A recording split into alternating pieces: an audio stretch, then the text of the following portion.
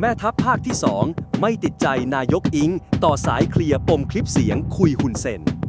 พลโทบุญสินภาคกลางแม่ทัพภาคที่ 2เปิดเผยว่า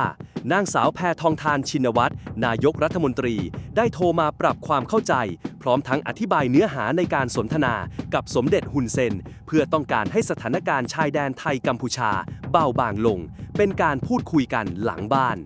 โดยตนได้บอกกับนายกไปว่าผมไม่มีอะไรครับผมเข้าใจทั้งนี้นายกได้ขอบคุณที่เข้าใจถือว่าคุยแล้วเข้าใจแล้วก็ไม่ติดใจอะไร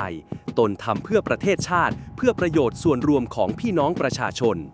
พลโทบุญสินยังระบุต่อว่าวันนี้กำลังเดินทางไปเยี่ยมผู้ใต้บังคับบัญชาที่ได้รับบาดเจ็บจากภารกิจชายแดนตนทำงานตามปกติไม่มีอะไร